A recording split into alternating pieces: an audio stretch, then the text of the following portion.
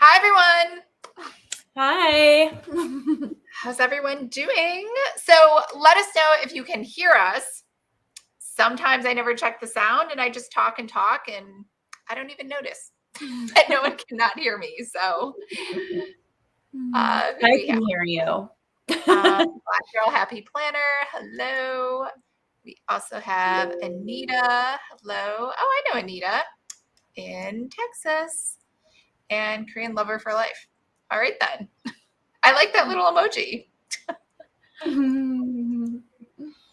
All right. So if you check the link below, and I should put it in the comments too, you can download today's workbook, which I will show you in 2 minutes. So if I hit the share button at the bottom, share screen, here it is. All right.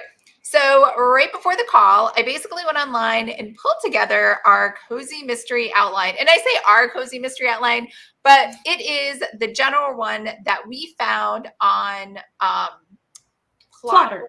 So if you've never used Plotter, I actually really like it. It has a bunch of outlines in there for romance, for a thriller, psychological thriller, for literary fiction, for what else is there? Paranormal, sci-fi, like all of those things in there. It already has it in there, as well as like the 12, I want to say the 12 act, but that doesn't sound right. The 3-act structure, and then the 12, I think it's the plot points for a screenplay. So it has a bunch of stuff in there to like get you going. So because of that, I did just copy and paste what they had. So here is your Cozy Mystery Outline Guide. So you can try out Plotter for free. There's a trial. You don't have to. But if you were like, you know what, I really don't want to try out Plotter, then we pasted everything here for you. Also, if you want to join our Cozy Club Getaway, we're doing virtual and in-person retreats. Just sign up for the mailing list. I put a link in the description below, and it's in your workbook. There's Molly. So here's links to Plotter in case you want to use Plotter. And then what I've done is every single plot point, there are 20 in here. I copied exactly what the guidelines were suggested inside of Plotter. And then you have space in here to add your thoughts as well. So sometimes too, like when I'm in Plotter, like I'm in the app, I like to see everything all at once. I don't really like the layout sometimes. So if you're more like me and you think linearly, you might also just like paper better. So very nice. Yeah, so that's it. So I will stop presenting so Molly can share hers. Okay, so let me go ahead and share screen. Yes. Hit present, right? This is my first time sharing screen live on YouTube, just so you know. So I'll hit the present button here. Share screen. All right. Oh, thanks, Anita. She said she can hear us. We just went on and on without anyone saying they could hear us. I'll just keep talking. Okay, so I'll just click window, I guess, and hit share. Yep. Okay, thank you. All right, so I'll click over to my tab. Do you all see my slideshow? Yes. Okay. All right. And it's all set up how you like it. I don't see myself or you in the window anymore. Is that okay? No, you can see us. You and I are to the side. Okay, great. All right. So Plotter has 4 acts for a cozy mystery novel. And so the first section we're going to be looking at obviously is Act 1. And what I'm going to be doing is talking about my very first book in cozies that I had ever published. It really needed a redo. Okay. I wrote, I believe, 8 books in the series, and I'm getting ready to revamp them. I actually wrote them with my mother. And so the first step to Act 1 and outlining is meet the protagonists. So you need to flesh out your character. You probably have one main character in a cozy, the sleuth. Well, in my series, we have a mother and a daughter. that help each other, they're equally as important. So there's Zoe and Claire, one in her mid-50s, one in her mid-20s. So we have to think about, I guess, internal, external struggles that our characters are each dealing with when we're Wait, so introducing one them. of these ladies is in their 50s because she looks pretty good. I know, she just gonna looks say. right. The one on the right, I gave her a little bit of extra lines by her Mhm. smile. Yeah, she looks great. 50s, 20s. She looks kind of like a cougar, and she kind of is a cougar. She loves dating. So one of her struggles is her dating life. She is always getting swept away by men, and she doesn't. She has lots of exes, basically. Nice. So that's one of her internal struggles. And her daughter just moved back from New York, showed up on her doorstep because she had a major breakup and firing at her New York job going on. So she has some men troubles too. So the both of them have this.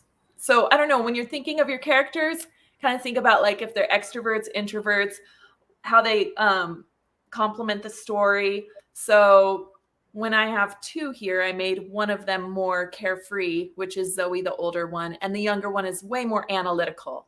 So she's more like the Sherlock of the two. So yeah. So that's unique, right? You want to mention that too, because like most people just have one protagonist, but you went the extra mile and did two. Totally different. Yeah, you generally have one main protagonist that's going to solve the mystery, and she might have a best friend, and she'll have her community and different people she runs into a lot, but usually you're following the one, right? Mm-hmm. So that's true. And then in Act 1, you obviously need to get right into the setting as well. For cozies, it should be quaint, close-knit, and you could use a real town or fictional. I use a fictional town. Mine's in Riverside, Indiana. So this is not a picture of my setting. It's just an example of choose your setting from whatever's best for you. You could even have it on a cruise ship, right? Like the one out there. So whatever can be a small enough community for the sleuth to get around and kind of get to know people. That's how it should feel, right? I mean, have you gone to Indiana a lot? Is that how you picked Indiana? No. I have gone all over the place from Georgia, New York, Texas, Mexico. I have never been to Indiana. So I don't know. My mom and I both have never been there, but we did look into it. Fun. And we named it Riverside, Indiana. And we looked, just to see if there was anything like that on the map. But we came up with our own fictional town. So we kind of looked into Indiana and the climate and different things about nature and stuff like that. So it could have some realism, but be fake, right? You didn't miss anything. I went to college for 4 years in South Bend, Indiana, and that was enough Indiana for me. Oh, that's right. You sure did. Okay. Totally didn't connect those dots. So yeah, I thought maybe there was like a connection, like you had gone there and like I had this wonderful like small town experience. No, I didn't. So do they have cute small towns there? I don't know. Maybe. I really literally just drove from my home in Illinois 2 hours into college, and that was it. You'd pass by, there was an Amish place that made furniture, or an Amish community, and then there was a place that made those trailers that go on the back of trucks. Oh, okay. And elk cart. Okay. That was it. All right. Yes, I have no experience in either of those things. So yeah, if this is helping you all plot your books, I would suggest looking into the local communities and be a little more strategic than me. No, this is great. So let's see the next point. So you have to share the ordinary world of your sleuth. So that ordinary world could actually be a little unordinary because there's some zany situations in certain cozies they're not all kind of like Jessica Fletcher towns.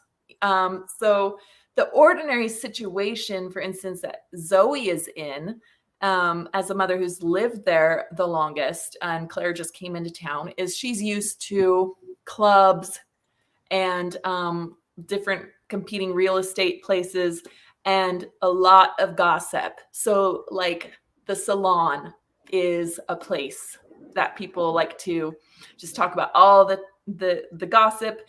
And for Zoe, one of her conflicts comes out because she's gossiped about a lot because she's kind of eccentric. She's like the older, flashy, carefree kind of a personality. And so she has a hard time connecting with some of the ladies in town. So yeah, think about what is the ordinary world for your sleuth. And then the next part in Act 1 is a change or disturbance to their ordinary world. So what kind of flips things on its head? This is like a turning point for them. So for Zoe, it's, she got involved in real estate and she likes collecting things and buying things. She's known for buying a lot of flops around town. So her purchases are never really looked up to. And although she does have some good taste in antiques and things, like nobody really cares. Like her manicurist doesn't want to hear about it. Nobody really cares. So she ends up buying a property that is on the other side of the river that is kind of like the ghost town. And people don't really go there very often. It's just made into more of an industrial area. And there's a town dump in that side of town and things like that. So when she buys 80 acres, what comes with it is this old abandoned house. So when her daughter, who's very business savvy, sees what her mother's purchased, she's actually really worried. Like, what did you buy this time? This is the worst thing ever. But the spookiness of this house when they go into it is kind of gonna rock their world. They could sense it. So yeah, turning point, right? Oh yeah, and this is a paranormal cozy, right? It is. And it's kind of lighter on the paranormal, so it's not super heavy with like all kinds of ghost sightings and talking to ghosts and things like that. But it's very much like feeling things, sensing things, hearing things, if that makes sense. Oh, I don't know if you saw the comment. Someone, Kalia, asked if you've ever been to or lived in Indiana. I'm curious, how did you come up with that particular city? Was it all just research, or did you interview some people from there? I didn't. I was just looking online about, like I said, the area in general. I wanted to also see if there was a place already named by the same name. I wanted a Midwest place that just felt kind of more homey, cozy, and like the town knows everyone's business. I grew up in California. I was in the Bay Area when I wrote this, and I never experienced something like that. There's just way too many people, even in the small towns. So, you know what I mean? The small towns were big towns, bigger than like where I'm living now, bigger than Boise in Idaho. And this is supposed to be the big city out here. So I just went off of what felt homey for me. I was really getting to that cozy setting. And so I was just looking into it. I was 25 years old when I wrote this with my mom. Didn't have too much experience. But it needs a revamp for sure. So that's why I'm working on this. I'm going to be re-releasing this series. So yeah, it might be better to write more of what you know, right? So if you grew up around a cozy setting, it would be really, really good for that background. So now we're in Act 2, since we had that big turning point, right? It takes up about 35% of the story, Plotter says. This is the reactive phase, where they say like things start happening around town and to people and to a victim or whatever. And so the protagonist has to just have all of these surprise happenings that they're reacting to with this turning point. And so that's why Plotter calls it the reactive phase. Now, your character also, I don't like to go totally by the mold of like the outline. If your character is more carefree, like Zoe, and she likes to break the mold and do things her way, she might be more active throughout all of this, and that could be fun. But so during Act 2, the protagonist is investigating, but they are reacting to events and discoveries of being, instead of being proactive. So I have a picture here of a hotel bell, because Zoe and Claire kind of have to think about like what in the heck, you know, did you get yourself into with this new huge house? It's abandoned. It's not in good repair. And so Claire, who has a business degree, is just like, you need to maybe clean this up and turn it into a business. It looks like you could have a small hotel here and let's hold events. So that's the reaction Claire has to her mother's purchase. And so that's how they're reacting. The next point is they need a reason to investigate something. Something happens. So like it could be a death. It could also be like a haunting, different things. So in mine, there is like they hear music coming from a carousel in another room, a little trinket, and there's a note underneath of it that they find. And it's like a clue. There's all these riddles that they're finding. So that's part of this book, The Riddles of Hillgate, that I have to work with restructuring. So along with the spookiness, there is actually a death that happens pretty soon after they open the hotel. So this death happens to a singer that's hired for entertainment for the guests. She gets electrocuted on stage. And I didn't notice until now that the picture I chose, her hair kind of looks like it's on fire, but I don't know. I mean, it's a paranormal story. So how did you make it so that the police didn't do the work for them? Like, why did they have to investigate? So, you know, police are called, right? So be ready to write about police coming in and investigating right alongside things. But in cozies, they tend not to have the answers, right?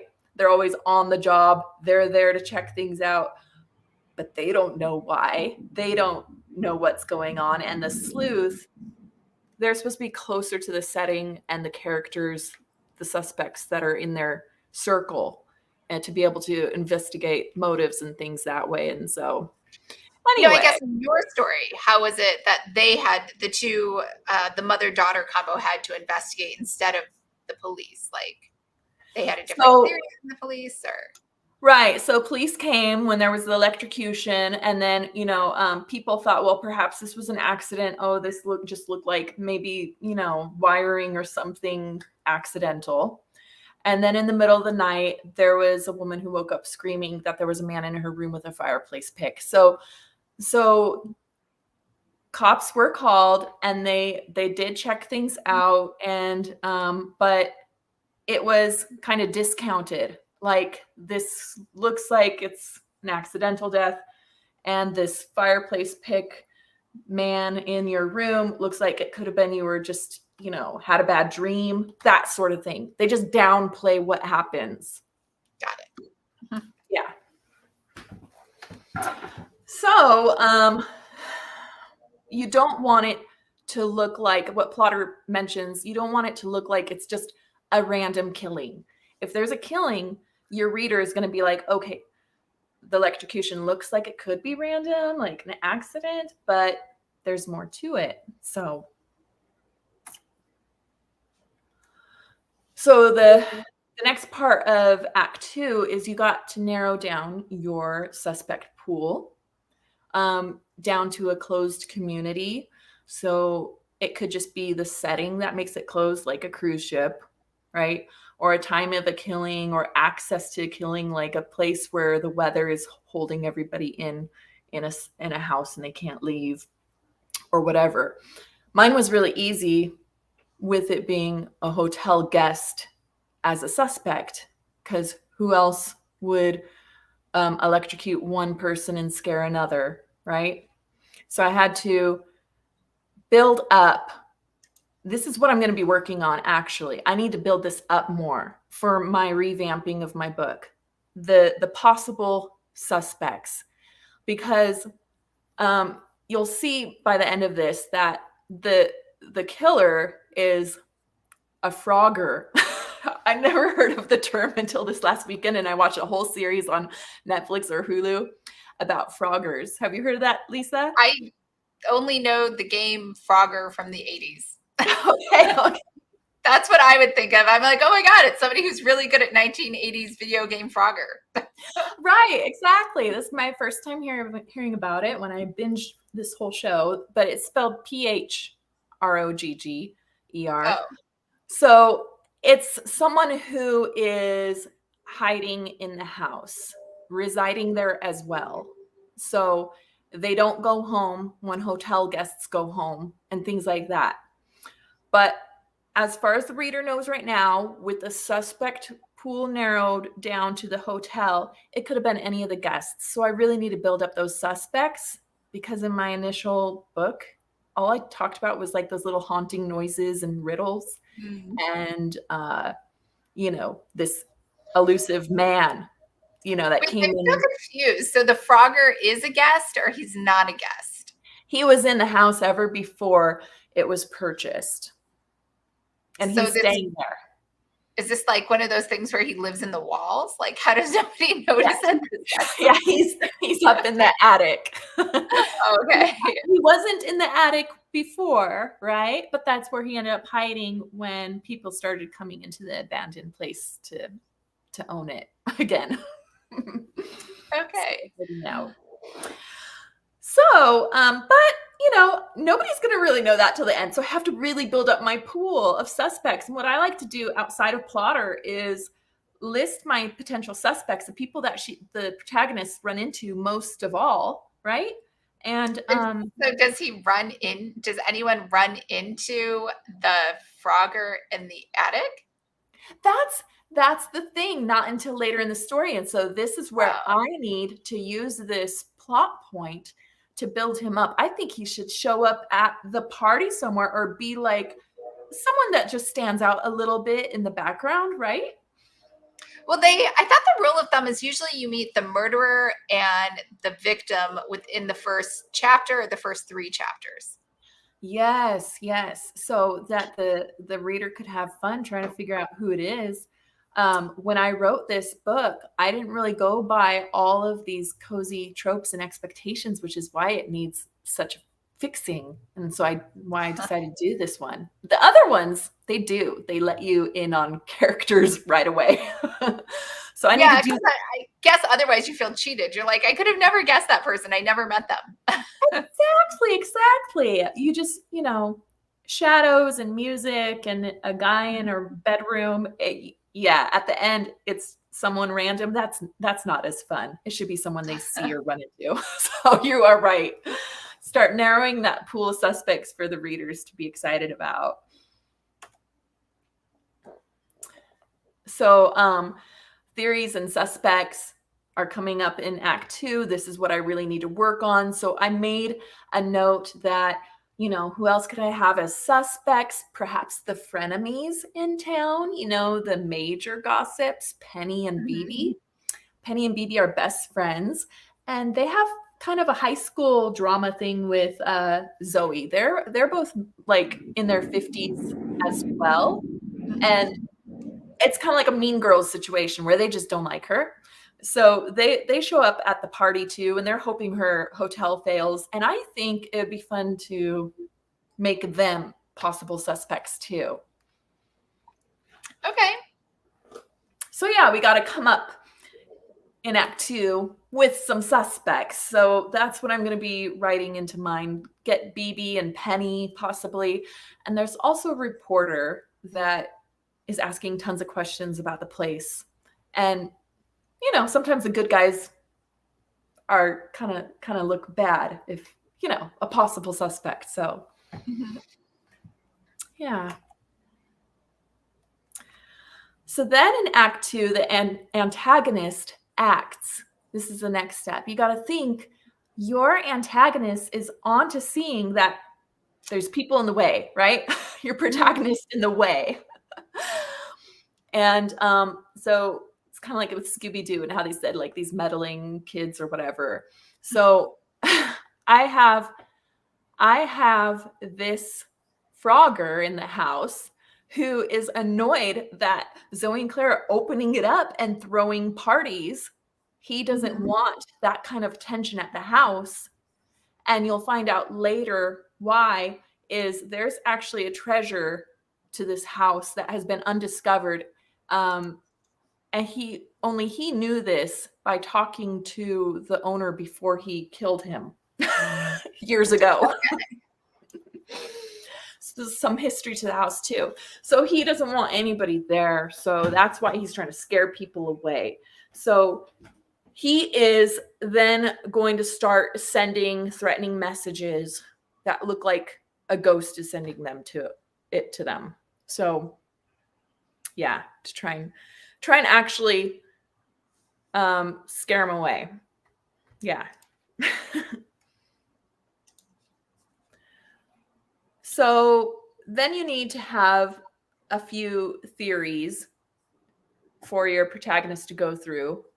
So while your reader is going along and thinking their own possibilities, it'll probably match with what the sleuth is also thinking at the time. Oh, maybe this beginning, is all a coincidence, but we know it's not because it's a cozy. They're going to think, oh, it is a ghost, right? Or they're think, okay, yeah, we have a murderer here, and they're going to try and think of that narrow pool and who's most likely, and they're going to try and see their motives match up to why they would ruin the party, why they would kill, why would they try and scare people, right?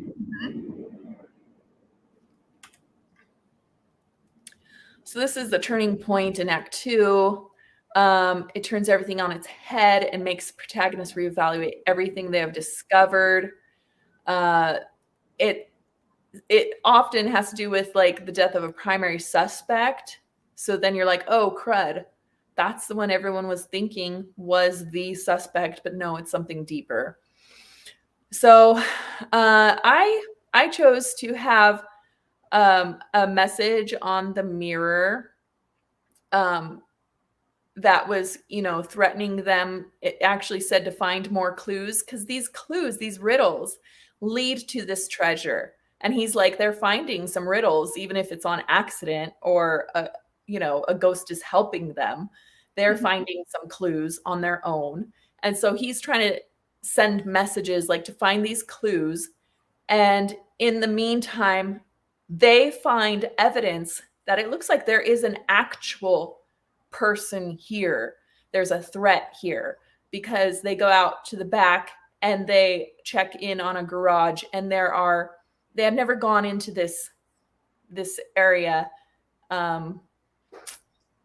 It's like there's 80 acres, right? And there is a garage that they just hadn't gotten around to. It's only been not too long, but there's so much to renovate and do. And so they check in on the garage, and they're seeing some like old cars there, but some car wax and things that are not old antique car waxes. They're like new, and they're just like feeling and seeing things around the house that's like someone is here with us. So the murderer killed the original owner, who's now a ghost, and the original owner ghost, is the one that's trying to help the two women. So it's actually like the best. It's kind of like a best friend ghost. He was like, so the owner of the place was insanely rich, right? And he had a bunch of servants, and one of his servants was actually very close with him. And it was him that is trying to help them. Is he still alive, or is he dead? He's dead. Oh, he's dead too. Was he killed? by the he was murder? killed too. He was killed along with the servants through poisoning. So he had to, yeah, he had to get rid of the people in the home to try and get to this treasure. And what he did was there was a huge fire that rocked Riverside that burned down, just like really important areas with banks and things. And this side of after he killed, right, the household, he basically pretended to be the man on the phone and at the gate and telling people to stay away and go away until it was kind of like abandoned, like people just never bothered with it anymore. It became more like a legend over there because everybody was like, that side of town is like a ghost town. That side of town you don't go to. Like that side of town is just trash. So he just kind of had it all to himself. And this is where I need to look into this too, about the legal aspect of it. I feel like I have some legal hiccups with this story about, after all these years, Zoe being able to go in and purchase this land. So. But doesn't Penny own the B&B, not Zoe? No, Penny's best friend is BB. So maybe that was confusing. Oh, okay. Like B&B. No, Penny, she's just a realtor in town that makes fun of Zoe and her purchases and likes to see her fail. Okay. Got it. And so the mother-daughter team are equal protagonists throughout the whole story. No one takes the lead over the other. They are. It goes a lot back and forth or them together during things. And so like Claire's ex comes all the way from New York when he sees the success of this hotel as it's growing, and he's feeling regretful for letting her go and wants to try again. So yeah, that's part of her personal story. So throughout all of this, there's like a personal story of like her ex trying to get with her, and Zoe just having to prove herself to the town. So yeah. Okay. So Act 3 is when the stakes rise, right? Things get deeper and scarier, and they're like, we need some answers now. And it says 20% of the book from 60 to 80% point in the plot is where the stakes are rising. And there has to be an ultimate try and fail. So the protagonist develops a final theory and attempts to identify the murderer, but fails spectacularly. Anyway, so in the Riddles of Hillgate, they have these riddles and they're realizing this person is living with them and is trying to push them to solve these riddles. So now they're thinking to themselves, this is bigger than just some loony or some ghost. There's something about this property more important, right? And now they are in their ultimate try and fail. They are more thinking, okay, let's try and solve these clues because this guy here is threatening us and wants us to solve them. Plus, we want to solve them because what is this? So they don't want to run away. They're more, something about them and their characters are more confident to stick around and try this. So suspects are cleared. I was putting down Penny and BB, the best friend, Lucas, the reporter. I might need another suspect somehow, maybe not. This is where I'm trying to think things through with my plot. But how did they clear the suspects? Like, did they check out their alibis and confirm them? Yeah, so different clues are supposed to show that they are no longer a possibility. Mm-hmm. So this is what I still have to think through. But the plotter portion for this act, it's going to give you some ideas. I wish I could click over to where I had my other notes, but it will actually give you ideas for how you could clear your suspects. And it's just through the trying and failing of seeing, you know, adding up the clues. And so by this point, they know someone has been living in there the whole time with, you know, those cars and the new wax and different things like that, and hearing him around. So they can say, okay, this is not Penny and BB, right? So they actually go into the attic. They did go into the attic to look, and Okay. they found some food up there, and like a makeshift bed and different things. I mean, did they hopefully find a bathroom and a shower, a toothbrush? Like, how does this guy live every day? Right. I mean, Right. So I feel that's like if I killed everybody in the house, I would take a master bedroom, not the attic. right, right. Except Zoe and Claire took the master, but they do have the West Wing, which is like all of the rooms that the servants and guests used to have back when it was its old hotel alive. And so his attic dropped down. One of them drops down into one of those bedrooms, right? And that's how he was able to come in on that one guest and scare them in the middle of the night. So I'm thinking, yeah, he probably uses the facilities and things by dropping in and out, and the house is so big, but that's where he goes up to hide and sleep. Maybe. So- Kelly says, this is almost like a Scooby-Doo mystery with all the ghosts and the man living in the walls. Scooby-Doo song. Yeah, it's a good song. I Act 3. We're in Act 3. go ahead. She said, is this still Act 2? Is that this where you're in Act 3 now? Yeah, this is Act 3 where the stakes are rising. They're like clearing suspects now, and things are getting more intense. Like, this is more than just a freaky, you know, random murder. And this person's here with us, and they have this other motive with wanting us to solve these riddles, and we don't know why yet, you know? Yeah. So the riddles lead from one place to the next, like a scavenger hunt in the home. And eventually they hope to find out what is it we're searching for.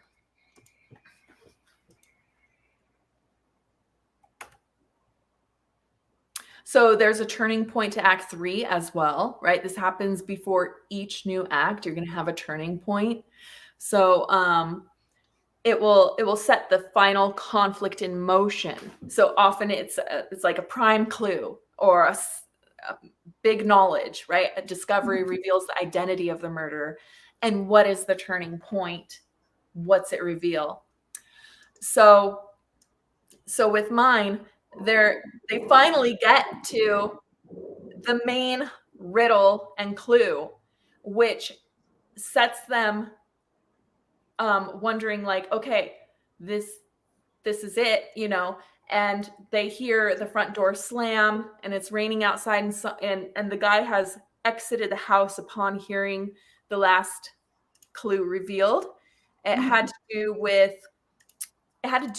a daughter that had lived in the family that's dead, and she had a locket, and she was buried and with that locket.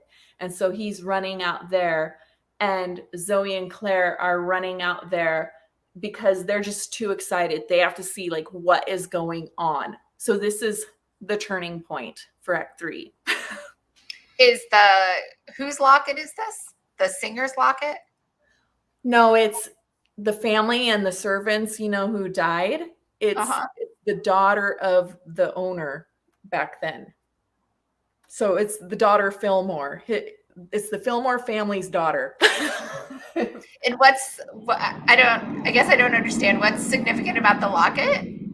Exactly. That's what the turning point is, because suddenly we just know at the end of Act 3, everyone's running outside because the Frogger's running outside. So they must have hit the right clue. They must have found it, you know, because they're reading these riddles, and they come upon this riddle that says, like, sugar and spice, where's everything nice, and something. And so they hear the front door slam and see the shadow running in the stormy night. And they're like, oh, crud, he knows where to look for the treasure, right? So the locket was a treasure. So when he killed her, he didn't take the locket? there was something in the locket, supposedly. Oh. Yeah. How do they know this? Because it led to that riddle. That riddle that was left to them by the servant ghost. Let me explain. Sorry, I'm like way on left field. I'm thinking of my reader. So basically what's going to happen is they're going to meet the murderer, and the murderer is going to give like a history, like a flashback of when he murdered Fillmore. And so Fillmore had told him, like, yeah, there's treasure here, but you'll never find it. You'll never get to it. Like, basically telling him he's a greedy and to get out of here, you know? And he thought, you know, if he stayed there and just searched and searched and searched, one day he'd find this treasure. Well, it wasn't until Zoe and Claire came that they started finding riddles. And so he had never had riddles to follow. And so the riddles are suggestions and help from Cecil, like the best friend of Fillmore, to help Zoe and Claire find the treasure. So Cecil is leaving them riddles to find the treasure, not to find the killer. Yes. Or he was also leaving them. So nobody was leaving them riddles to find the killer, just to find the treasure. Yes. Okay. But that is a great point for my rewrite. Right? Yes, great point. So all of these dead people, nobody wants revenge on the killer.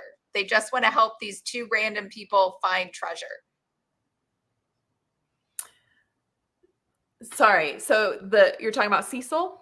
Just wants them to help them find the treasure. I think it's because when, you know, they go into this flashback with the killer to back in the day when he killed, it's kind of like this thing where it's like, well, let's give Zoe and Claire the treasure and the right to things, you know, like they're good people, good hearts, and, you know, they deserve it. And this other guy does not, right? Because he's a mass murderer. Yeah. Well, he only murdered once he couldn't, right? People started impeding on that abandoned home.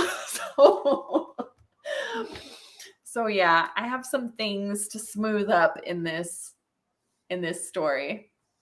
Okay. I mean, so this guy squats on the house, murders everybody. And so the first set of murders, when like she bought the house, she wasn't worried about the mass murders. No, because and this is what I need to fix and figure out, and maybe you guys can help me. I wrote this when I was 25, and now I'm like, it's the beginning of a whole series, right? And I got to get this right. I got to revamp this. What it was I just had it so that side of town, you know, there were tons of fires and like people kind of left the area in general. And this home was supposedly Fillmore was still living there and just keeping his privacy for a while those residents, you know, that generation kind of moved on and died out because the Frogger was pretending to be the man still living there. He just was becoming suddenly secretive and saying no more guests, like acting depressed. So does that make sense? No. Because if he was pretending to be the owner, why would he move himself into the attic? Only when Zoe and Claire came. But he's pretending to be the owner to who? He was pretending to be the owner back then when he killed everybody. Like he answered the phone and said, like, give us our privacy at this time and the fire and everything too tragic. Like we're gonna be private. Oh, got it. Oh, Kelly's asking, so is the Frogger related to the deceased family? I think she's wondering, like me, like how did he even get in the attic in the first place? So he was his he was dating Fillmore's daughter, and he was wanting to steal his fortune. Like, he actually set the fire after. Anyway, he worked for Fillmore. He was like a worker for Fillmore. He worked down at the bank, and he realized that Fillmore didn't actually fill the bank with his treasure, like his money. And so he was really, mad over this, and came back and was like, where is it? Like, what I thought, you trust me and I'm dating your daughter, and like, where is it? And then Fillmore's like, wow, you're wanting to steal from me. And so, the whole fight with words and the murder happened. So instead of just marrying the daughter, then killing the dad, and then waiting to inherit the money, he just kills everybody so that he can live in the attic? Yeah, he went down to the bank to steal money on a kind of like, I don't know, this could be fleshed out a little more, but he went to the bank to steal the money.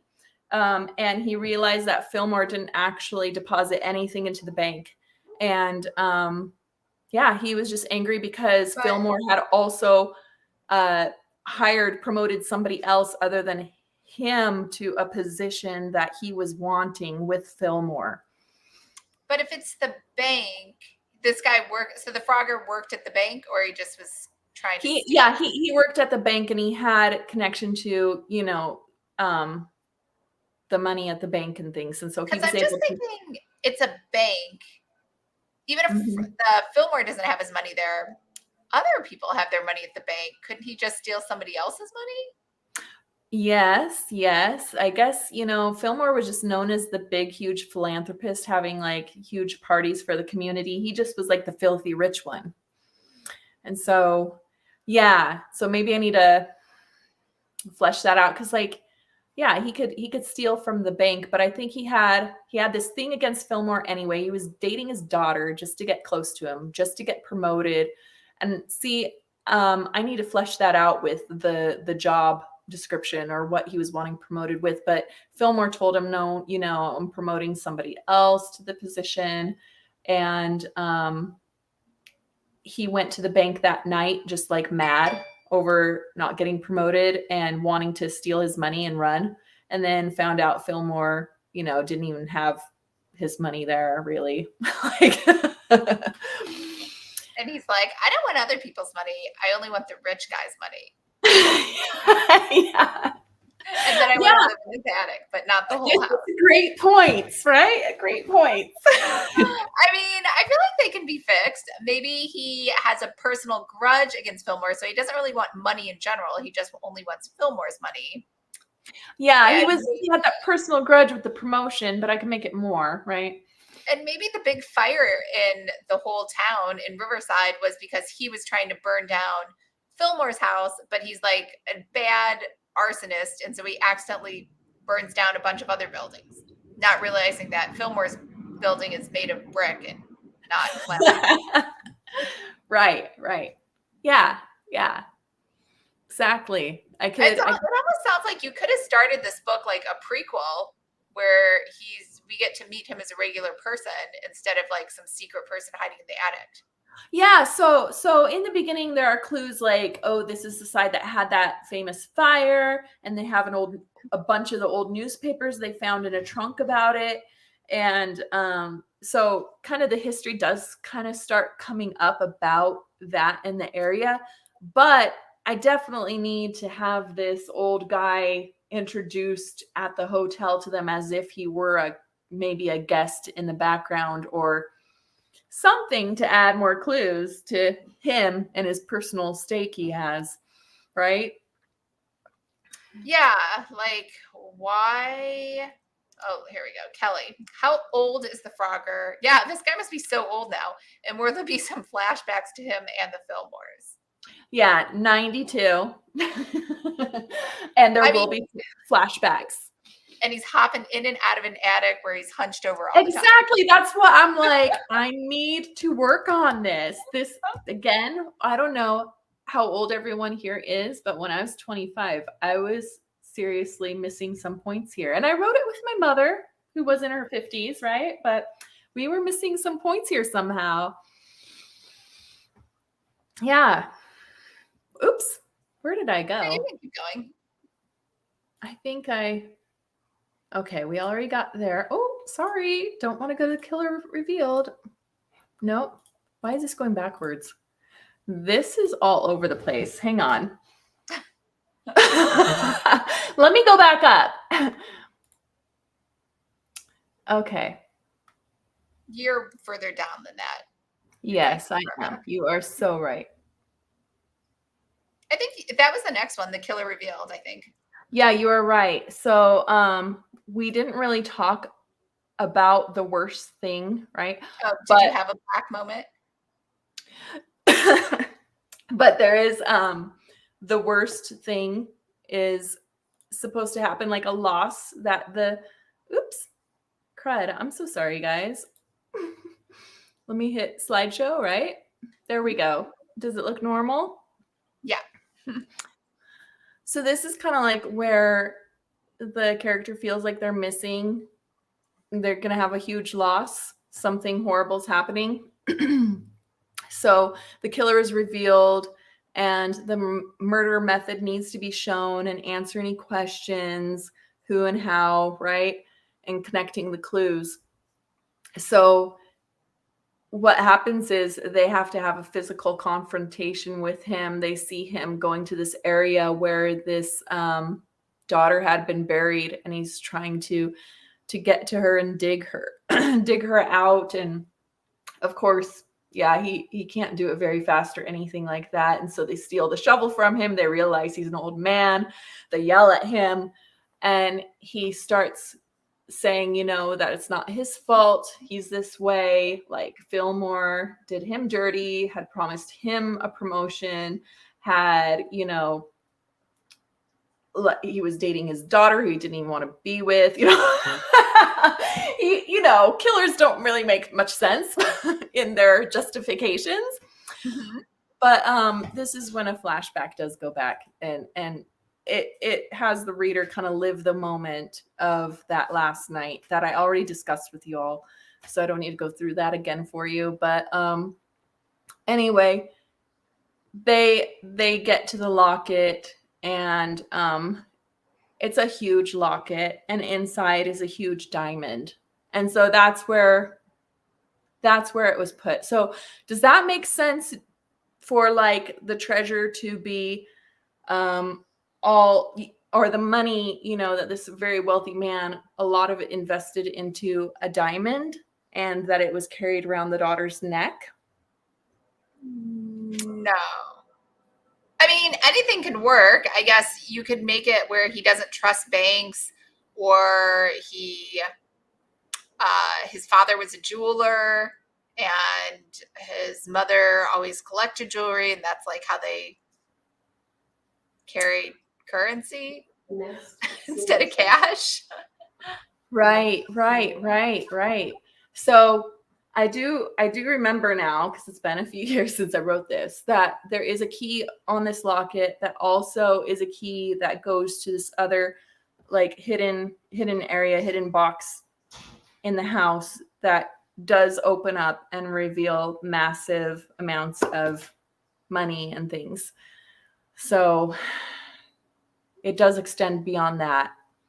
But the worst thing that happens when all this is revealed and everything is after they kind of bring to attention the murderer to the town, and they're kind of declared like heroes of the estate for finding this out and everything, and bringing back the history and doing like a memorial to the family and making it, lovely for the family, that the bank was going to be now newly assessing the property and being like,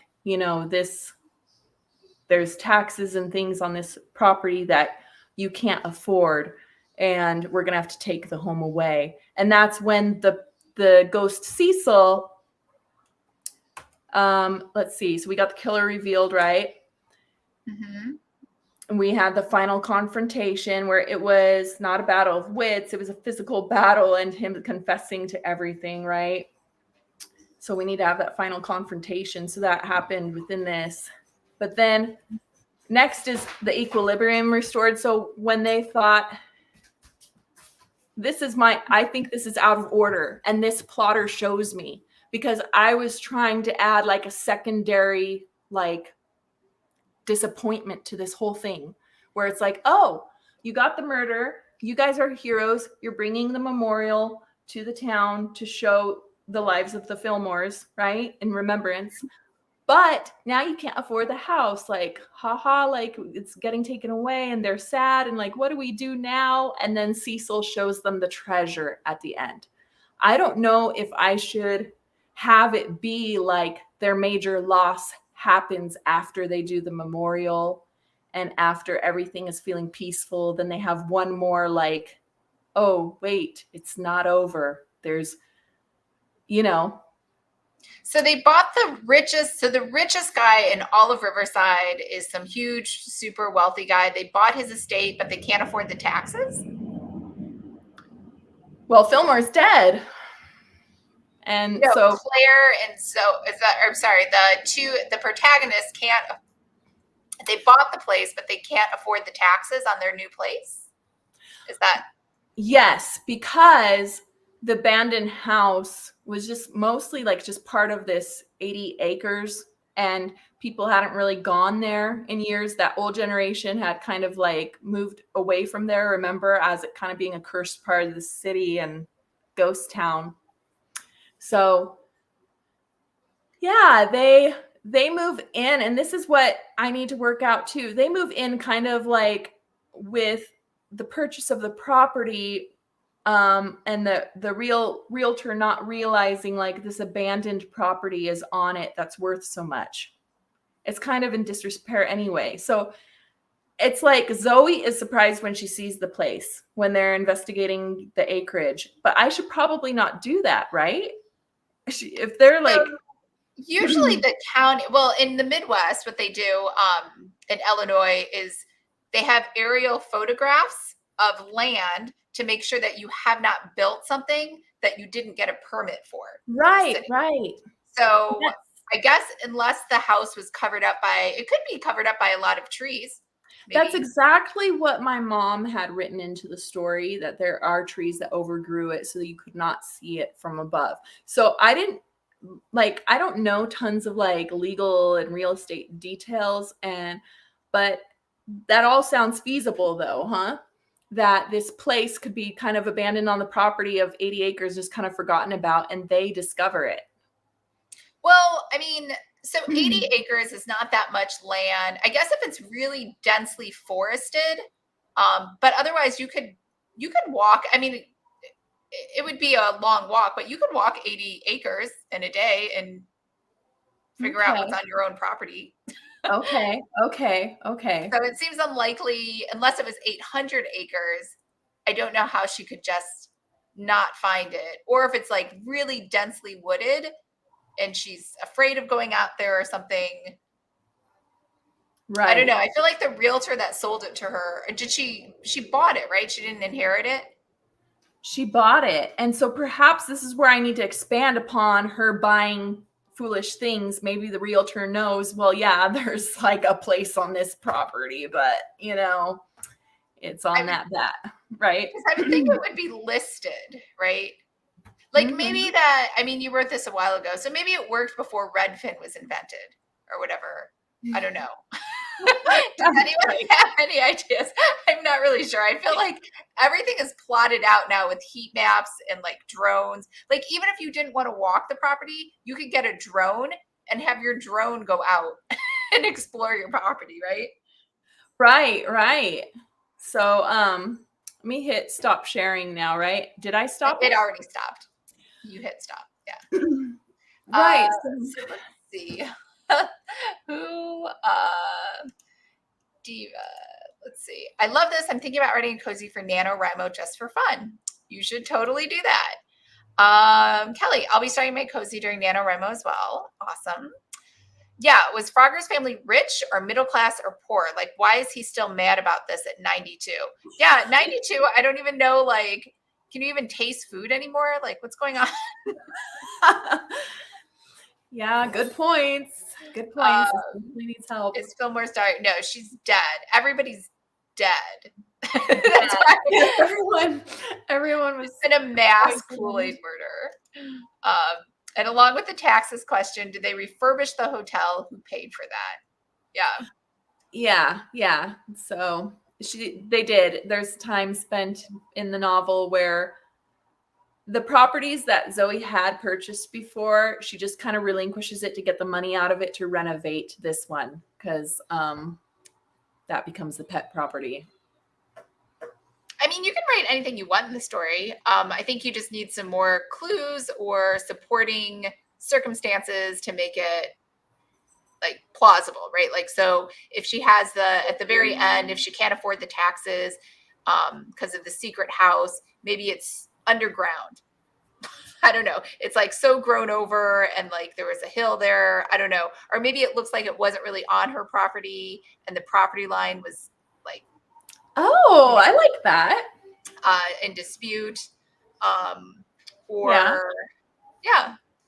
maybe it's not really she has to argue it's not really a property because it's so run down and there's not even like half the roof is missing. It's just this random wooden structure. So right. Good points. Well, I'm so thankful like the rest in the series follow this outline so much better. This helps me to figure out the first one, but it's the first impression, and I had actually sold so many when I first released it in 2012, and I got tons of reviews, but they never hit the 4 stars. They were it was like 3.6, and people would write in the reviews like this was, to the outline basically was disrupted too much. It didn't flow well enough. So I did work it out more and re-release it. Like it still needs better flow. So this is perfect project for NaNoWriMo. I don't know. What are you all working on for NaNoWriMo? It sounds like everyone's doing cozies. Is your mom doing it with you again? No. She's done. She's retired from it. She doesn't want to. Aw. Yeah. She's enjoying other things in life. That's okay. Well, this was fun. I think this was useful. Hopefully people found this useful and got stuff out of it. So do you want to we could do one next week, maybe. We'll get back to you. Okay. Maybe we could and the next one could be, instead of an outline, we could do the plotting the perfect murder. We'll just focus on the murder only. Right. Like from the killer's point of view, like how did they plan it? Like how did they cover it up?